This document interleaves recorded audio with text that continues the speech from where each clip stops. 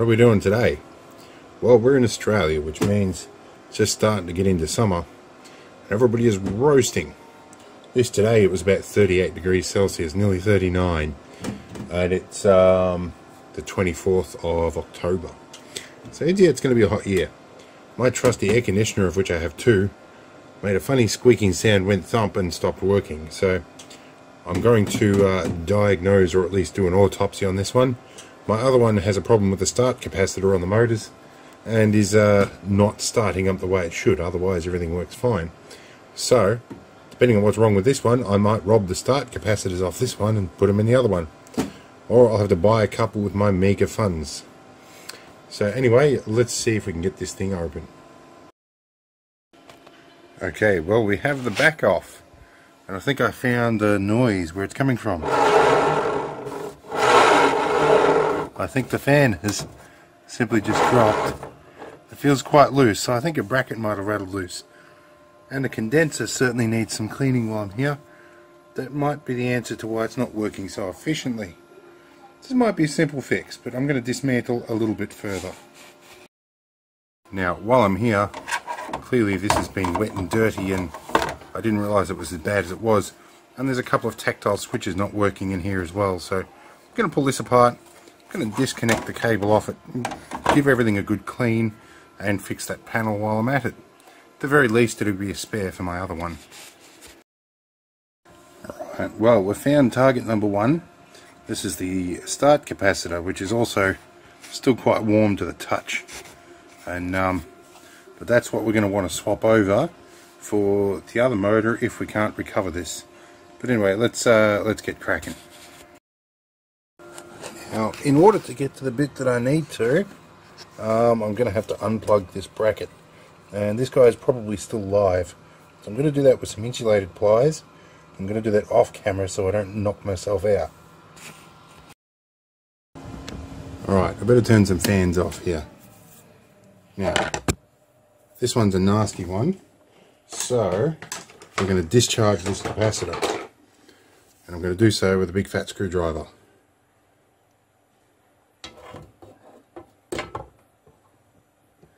Alright, we seem to be discharged, which is nice. I didn't blow a hole in my screwdriver, that's good. Alright, we can declare that one safe, albeit kind of rusty. But I can probably find another one of them without too much trouble. Alright, let's keep digging into this air conditioner. Alright, you might be able to tell, but I went and got my backup unit and pulled that apart too. And one of the differences in this one is they've replaced the plastic cowlings with polystyrene foam. And that adds better insulation, I guess, and probably why this one has given me slightly better performance. There's a couple of changes down below. The start capacitor is in a different position, and the level switch here has both an up and a down switch instead of an up switch. So that's good for the condensing cooling water. And crucially, the control panel on this one does work, and the remote codes are the same, so the missing remote is not a problem. And there's a much bigger gap down here, so I think maybe what's happened in the other one is because I tried to adjust the fan in the other one and no amount of adjusting would work. I think the main bearing's gone in the motor and it's dropped down. So I think this will be the way to go, is using my backup one. I just need to locate the motor start capacitor. Oh, and we can see some balance weights on the fan there too. So now I've got to do some digging around and find out where the start capacitor lives. Alright, I found this diagram on the box on the side that's nicely shielded.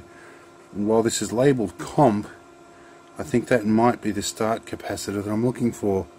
And if I follow the diagrams, it is going across both mains, or it's a filter capacitor. I think, in either case, I think my start cap might be in this box. We'll open it up and have a look. And of course I was right. It's a 25 mic 450 volt start cap in there. I'm going to rip that out. Alright, so here's my start cap out. The top looks nice and clean and it looks like it's in good condition. The other one, let's have a look at this. This one's also a same rated cap, looks almost identical. It's a little rusty on the top though. I'm not sure I like that idea. But yeah, we'll have a look and we'll see what happens when we swap them over. The symptom, which I'm not going to repeat or show on camera for this one, is that when I fire it up, the fan really won't move until you give it a kick start, and then it runs fine. That's usually a symptom of a crook start capacitor or a stator that's rattled around on the motor. But start cap's the most common cause for that. So I'll swap these over and see if it works. Alright, start cap swapped over. Now it's worth noting that we are unplugged here. And we're in Australia, so we use 240 volts. It's deadly stuff. You really shouldn't be doing this yourself if you haven't got the right tools and the know-how. So I'm just going to recommend you don't do this. This is not a tutorial video, this is just how I do stuff. And yeah. So anyway, now our cap's in. I contacted my senior expert, aka my old man.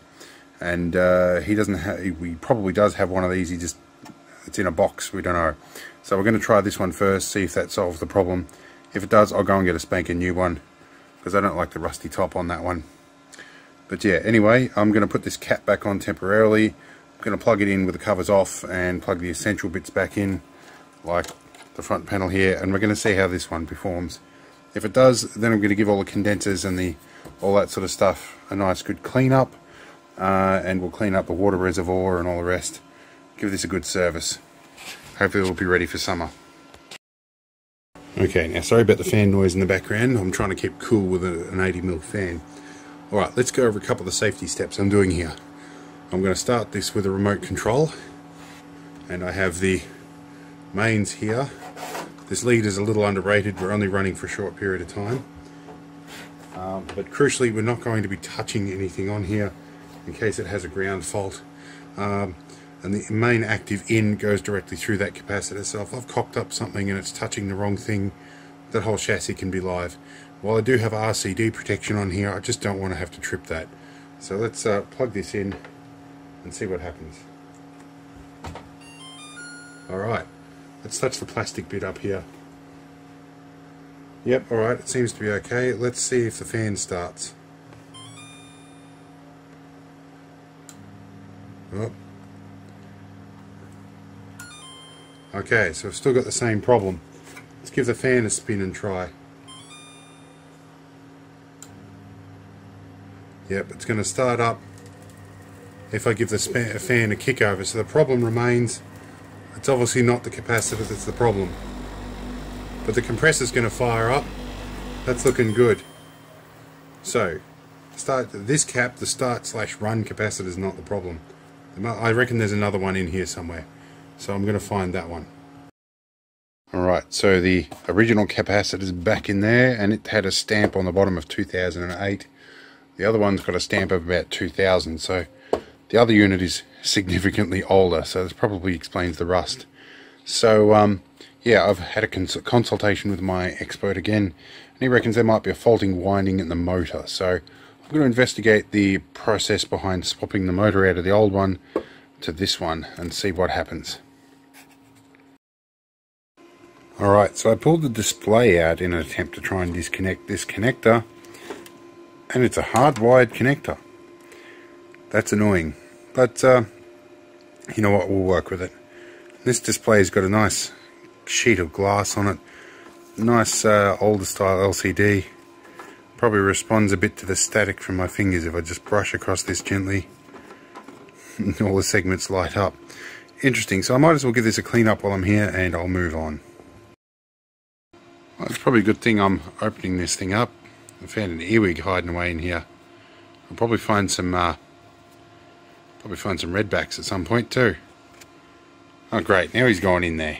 Alright. Alright, well I've got the top down and I'm in sight of the motor, and I was just disconnecting the motor to pull it out. I discovered that there's this cap, and what threw me is that that was a 450 volt cap, which is normally indicative of a start capacitor. But then there's this little polyester job. I assume it's a polyester, and it's also a 450 volt, and it's a 5 microfarad. That looks much more like a start cap to me, and that could be the one that's shagged. So I'm going to have a dig around the other one and see if there's one of those in here, because that is actually across the motor windings. That goes directly back to the motor. And these are your different coils. I think it's 2 coils, or a stator and a commutator. And this is the start cap. It's direct on the motor. That's what I'm looking for. So that little cube that I couldn't see before for the wiring might be our problem. Crucially, these are a lot cheaper than those things if I have to buy another one. So we might have found our problem. Alright, I went back to the old one and we had a bit of a dig. If we shine our torch in here, there are 2 start capacitors in here. I wonder if they're going to be the right values, and whether or not the effort in reaching in to get them is going to be worth it. But I guess we'll find out. Alright, so another call to the expert and we'll tell you what happened. So this is the original one, and crucially this is a 5 microfarad, and people often read that as a U. That's actually the micro symbol. Crucial difference. Now, one of them, this actually has 2 motors. It's got an upper motor and a lower motor, unlike the one I'm fixing. It has a single motor. Now, this is a 2 microfarad for the upper motor. The one below is a 3 microfarad. Now, some of you who are good at math might go, 2 plus 3 equals 5. And you'd be right. Capacitors operate a lot like batteries. You can parallel them up. So, and I did call up to check on that because I had to remember. So I'm going to make some leads up here. Because these have got 2 sets of terminals on them, they lend themselves to paralleling very nicely. So I'm going to chop a couple of leads off here, and I'm going to chop a couple of leads off here, and I'm going to make up a jumper link and join them together. And we'll jump to that bit. Now, I just took a moment to pause and have a look at my workplace, and I thought I'd make a note. Aside from the fact I haven't cleaned up in a while, I'm leaving piles of tools laying next to everything in here, and I really need to clean up as I go, otherwise I'm going to start losing tools, and I need to empty my bin bucket. So yeah, anyway, let's get back to what I'm doing here. So I'm going to use these leads. I'm going to solder with some heat shrink to one side of these. I'm going to use a couple of crimps to the other side there. A couple of these what are we, blade terminals, I forget the name of these. Anyway, it's getting late at night, so and I'm still sweating and hot, so let's get cracking with this and see what we can do. Right, so again, I'll excuse the background noise. It's the busy time of night, or the noisy time of night in my household. So we're going to make our jumpers here. Got my heat shrink ready to go, and I'm tinning my cable. So now, you'll probably notice these are crisscrossed. That's intentional. As these are bipolar jobs, the polarity doesn't really matter, as long as they're not connected across the same unit. So I'm going to solder directly to this one, which is probably not strictly recommended, but this will get me through until I can afford to buy, or until it'll keep me cool enough till the morning where I can go buy the right one. But you know what, 2 plus 3 does equal 5, so I should be right here. Alright, here we go. I've got to get that pin nice and warm, which I don't know what it's doing to the capacitor on the inside. I hope it's not killing it. That's about as much as I think I'm willing to do. Now, the cable's so short, I'm going to need some pliers, which are halfway across the workshop. Luckily, I have big lanky toes. Let's see here, if I can do this, I'm going to change camera angle because I need my hands where I can see them. Alright. Now, it's also, I've got the shakes a bit with MS, so you'll probably maybe notice it on camera, I don't know. Alright. There we go. That's one. So we can get this one over here now. This blue tack's not holding all that well. There's a bit of tension on this cable. Where are we? I think we're in. So let's go and get a heat shrink tubing over the pins, because when you're dealing with mains voltage, you really just don't want to take any risks. And you'll probably notice from this, it's 600 volt rated heat shrink. It's the good stuff. It's not cheap Chinese crap. I've been to my local J-Car store and tried to support local business, which I'd highly recommend you guys do. I'm going to have to put my little screwdriver into this one. It's got a fold that I just can't get out. There we go. It's in there. Alright, and we'll get our heat shrink gun, aka stoner torch. Got a red one and a blue one. I'll use the red one tonight. Alright, there we go. That should be equivalent to a 5 microfarad start cap. But we'll find out if it blows up. So let's plug it in, screw it in, and I'll jump to the moment of truth. Alright, it's moment of truth. And I really hope these don't smoke up, because capacitor smoke is not good. So what I'm going to do just quickly, just in case I've got anything wired wrong, I'm going to touch the power just quickly and see if we have a short out event. The lights in here are on 12 volts, so you'll see them stay on, but everything else will probably turn off. So I hope this doesn't happen. So here we go. Alright, well, we haven't had a short out. Let's fire it up. Let's see if the motor starts up. Alright. Ha! It's alive! It was the start cap. Alright, I'll buy a new one of them in the next couple of days. But that's going to work, so now I've got to put everything back together on the top. Alright. That makes me very, very happy. I might actually be able to sleep tonight. And I've got MS as well, a relapsing remitting MS, but heat and stress are two of the triggers, and when I get hot I get stressed, so I don't have a good day, and this is one of the reasons why I can't go back to doing fire tower work. And there'd be a lot more videos about the fire tower on here if my new boss, as of last year, hadn't put the kibosh on that. So when I'm no longer officially an employee, I might be able to get away with that, but we'll find out. I've got to do some inquiries.